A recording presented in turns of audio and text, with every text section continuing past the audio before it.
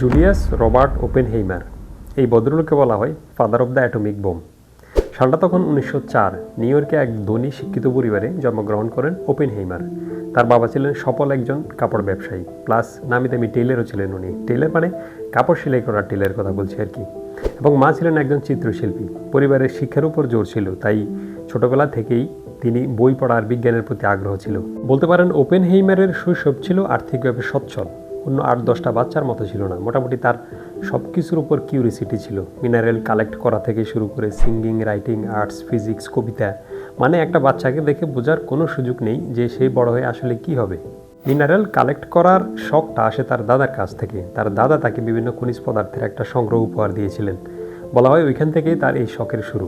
মাত্র 11 বছর বয়সে তিনি নিউ ইয়র্কের মিনারোলজিক্যাল ক্লাবে যোগ দেন এবং 12 বছর বয়সে সেখানে নিজের প্রথম বৈজ্ঞানিক প্রবন্ধ উপস্থাপন করেন। 1922 সালে মাত্র 18 বছর বয়সে ওপেনহেইমার হার্ভার্ডে পড়তে যান। সাধারণত যেখানে 4 বছর সময় লাগে স্নাতক ডিগ্রি শেষ করতে, ওপেনহেইমার সেখানে মাত্র 3 বছরেই পদার্থবিজ্ঞানে তার ডিগ্রি সম্পন্ন করেন। স্নাতক শেষ করার পর তিনি ক্যামব্রিজে চাকরি নেন। সেই সময় যারা তার সঙ্গে কথা বলতেন তারা বলতেন ওপেনহেইমারের সঙ্গে কথা বলতে গেলে অনেক সময় কেউ প্রশ্ন করার আগেই তিনি উত্তর দিয়ে দিতেন, যেন তিনি আগেই বুঝে যেতেন যে কে কি জিজ্ঞেস করতে পারে। তার জ্ঞানের গভীরতা ও উপস্থিত বুদ্ধি দেখে অনেকেই মুগ্ধ হতেন। তার সঙ্গে কিছুক্ষণ কথা বলতেই বোঝা যেত তিনি শুধু পড়াশোনায় ভালো নন, তিনি ছিলেন সত্যিকার অর্থে একজন অসাধারণ জ্ঞানী মানুষ। পরে ম্যাক্স বোর্নের অধীনেও কাজ করেন ওপেনহেইমার। ম্যাক্স বোর্ন হচ্ছেন 1954 সালে পদার্থবিজ্ঞানে নোবেল পুরস্কার লাভ করেন। ওই যে বলেছিলাম ওপেনহেইমার ছোটবেলায় মিনারেল কালেক্ট করতো, ওই মিনারেলগুলো সে 1928 সালে বিখ্যাত রসায়নবিদ লিনাস পাউলিংকে উপহার দিয়েছিলেন। দ্বিতীয় বিশ্বযুদ্ধের মাঝামাঝি সময়ে হঠাৎ একটি গুজব ছড়িয়ে পড়ে হিটলার পারমাণবিক বোমা তৈরি করতে যাচ্ছে। এই খবরে বিশ্বজুড়ে উদ্বেগ ছড়িয়ে পড়ে। ঠিক সেই সময় জার্মানির বহু প্রতিভাবান বিজ্ঞানী নাৎসির ভয় থেকে বাঁচতে জার্মানি ছেড়ে পালিয়ে তারা আশ্রয় নেন যুক্তরাষ্ট্র, কানাডা, যুক্তরাজ্য ও অস্ট্রেলিয়ার মতো দেশগুলোতে। এবং ওই বিজ্ঞানীদের মধ্যে অ্যালবার্ট আইনস্টাইন ও লিও সিলার্ড আমেরিকার প্রেসিডেন্টকে চিঠি লিখে সতর্ক করে জানান যে হিটলার যদি পারমাণবিক বোমা তৈরি করে তা মানব জাতির জন্য ভয়াবহ বিপর্যয় ডেকে আনবে। এই চিঠি পেয়ে আমেরিকার প্রেসিডেন্ট ফ্র্যাঙ্কলিন ডি রুজভেল্ট 1942 সালে আগস্টে মার্কিন সেনাবাহিনীর একটি গোপন গবেষণা শুরু করে, যা ম্যানহাটন প্রজেক্ট নামে পরিচিত। ওই প্রজেক্টের কাজ ছিল এমন একটা বোমা বানানো যা পৃথিবীর ইতিহাসে এখনও কেউ এরকম বোমা বানায়নি, যেন একেবারে শেষ করে দেওয়া যায় বিশাল একটা অঞ্চলকে একই বোমায়। এই প্রজেক্টের নেতৃত্বে ছিলেন ওপেনহেইমার নিজেই। এই প্রজেক্টের বাজেট ছিল $6,000 মাত্র। এবং ওপেনহেইমার অসাধ্য সাধন করে মাত্র 3 বছরের মধ্যে পারমাণবিক বোমার একটি সফল টেস্ট করেন।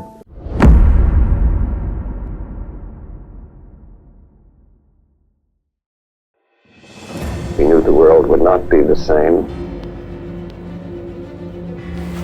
Few people laughed. Few people cried. Most people were silent. I remembered the line from the Hindu scripture, the Bhagavad Gita. Vishnu is trying to persuade the prince that he should do his duty, and to impress him takes on his multi-armed form and says, "Now I am become death, the destroyer of worlds." এই প্রজেক্টের code name ছিল Trinity. টেস্টের result দেখে Oppenheimer নিজেই হতবাক হয়ে যায়। ওনার expectation ছিল বিস্ফোরণের সাইজ হবে অ্যারাউন্ড 0.3 কিলোটন TNT, কিন্তু অ্যাকচুয়ালি এই ব্লাস্ট 50 গুণ বেশি বিপজ্জনক ছিল, যা 15 থেকে 20 কিলোটন TNT। এসব দেখে ওপেনহেইমার বলেছিলেন, "Now I am become death, the destroyer of worlds." পরে এই প্রজেক্টের ব্যয় $6,000 থেকে $2 বিলিয়ন গিয়ে পৌঁছায় এবং পরে হিরোশিমায় 6 আগস্ট 1945 এবং নাগাসাকিতে 9 আগস্ট, মাত্র 3 দিনের ব্যবধানে 2টি বোম নিক্ষেপ করে আমেরিকা। ওই বোমায় প্রায় 3 লক্ষের মতো মানুষ সাথে সাথে মারা যায় এবং পরে আরও বহু মানুষ মারা যায়। বেসিক্যালি বলা হয় এই 2 বোমার পরেই জাপান আত্মসমর্পণ করে এবং ওয়ার্ল্ড ওয়ার 2 শেষ হয় এবং আমেরিকা অফিসিয়ালি ওয়ার্ল্ড ওয়ার 2তে এন্ট্রি করে। হিরোশিমা ও নাগাসাকি হামলায় তৎপর ভূমিকা নেওয়ার জন্য ওপেনহেইমারকে 1946-এ president Truman medal for merit প্রদান করেন। ওপেনহেইমার হিরোশিমা ও নাগাসাকির বোমা নিক্ষেপ নিয়ে খুব আনন্দিত ছিলেন। সাথে সাথে এটাও বলেছেন এই বোমা যদি জার্মানি হিটলারের নাৎসি পার্টির জন্য ব্যবহার করা হতো তাহলে তিনি আরও অনেক বেশি সবল মনে করতেন নিজেকে।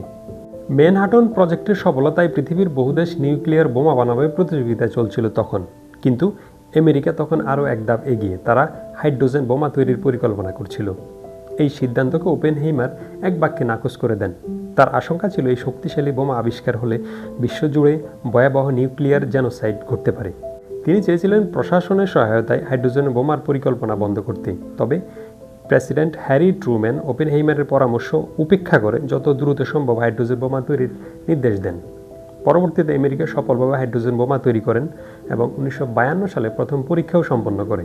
জাপানে বোমা নিক্ষেপের 11 দিন পর 17 আগস্ট 1945 সালে ওপেনহেইমার নিজে ওয়াশিংটন পর্যন্ত যান সেক্রেটারি জেনারেল অফ ওয়ারের কাছে নিজের লেখা চিঠি নিজেই দেওয়ার জন্য। ওই চিঠিতে ওপেনহেইমার সহজ ভাষায় লিখে অনুরোধ করে বলেন সেক্রেটারিকে এই নিউক্লিয়ার বোমা ব্যান করার জন্য। ম্যানহাটন প্রজেক্ট বা নিউক্লিয়ার বোম তৈরি করায় সে নিজেই এখন রিগ্রেট ফিল করতে। জাপানে যে বোম নিক্ষেপ করা হয়েছিল ওইটাকে ওপেনহেইমার নেসেসারি ইভেল বলে মানতেন, কিন্তু এখন তার ভয় হচ্ছে আসলে ফিউচারে কি হয় পৃথিবীতে এই বোম নিয়ে, কোন দেশ কীভাবে এই টেকনোলজি ব্যবহার করে তা নিয়ে। ওপেনহেইমার পরে ইউএস অ্যাটমিক এনার্জি কমিশনেও কাজ করে এরকম নিউক্লিয়ার অ্যাটাক বন্ধ করা নিয়ে। মূলত সে চেয়েছিল নিউক্লিয়ার অস্ত্রের উপর একটা কন্ট্রোল আসুক। অ্যাটমিক বোম নিয়ে ওপেনহেইমারের এরকম প্রতিরোধ দেখে সেনাবাহিনী ও কিছু বিজ্ঞানীদের মধ্যে অসন্তোষ সৃষ্টি হয়, এবং এই অসন্তোষ সৃষ্টি হওয়ার অন্যতম প্রধান কারণ হচ্ছে তার রাশিয়া ঘেঁষা দৃষ্টিভঙ্গি ও রাজনৈতিক বিশ্বাস। তিনি একসময় কমিউনিজমে আগ্রহী ছিলেন এবং সমাজতান্ত্রিক মতাদর্শের প্রতি সহানুভূতি দেখিয়েছিলেন, যা দ্বিতীয় বিশ্বযুদ্ধের প্রেক্ষাপটে যুক্তরাষ্ট্রের নিরাপত্তার জন্য হুমকি মনে করা হয়েছিল। এই সন্দেহ আরও বাড়ে যখন দেখা যায় তার পরিচিতদের মধ্যে অনেকেই ছিলেন কমিউনিস্ট পার্টির সদস্য সমর্থক। ফলে মার্কিন সেনাবাহিনী তার উপর পুরোপুরি আস্থা রাখতে পারেনি, বিশেষ করে যখন বিষয়টি পারমাণবিক অস্ত্রের মতো সংবেদনশীল জায়গায় এসে দাঁড়ায়। এই ঘটনার 2 বছর পর ওপেনহেইমারকে রাশিয়ার মিত্র হিসেবে সন্দেহ করে তাকে তার পদ থেকে অপসারণ করা হয়। বাকি জীবন সে একাডেমিক প্রফেশনে কাটায় এবং পৃথিবীর বিভিন্ন ইউনিভার্সিটিতে গিয়ে লেকচার দিতেন। ওপেনহেইমারকে 3 বার নোবেল পুরস্কারের জন্য নমিনেট করা হয়েছিল, কিন্তু একবারও জয়লাভ করেনি। 1965 সালে গলার ক্যান্সার হয়ে মৃত্যুবরণ করেন মাত্র 62 বছর বয়সে।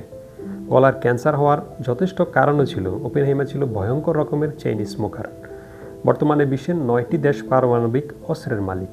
এই দেশগুলোর মধ্যে রাশিয়া এবং যুক্তরাষ্ট্রের হাতে বিশ্বের মোট পারমাণবিক অস্ত্রের প্রায় 88% রয়েছে। আজকের পৃথিবীতে সবচেয়ে ভালো খবর হচ্ছে গত 80 বছরে কোনো দেশ আর নিউক্লিয়ার বোম ব্যবহার করেনি।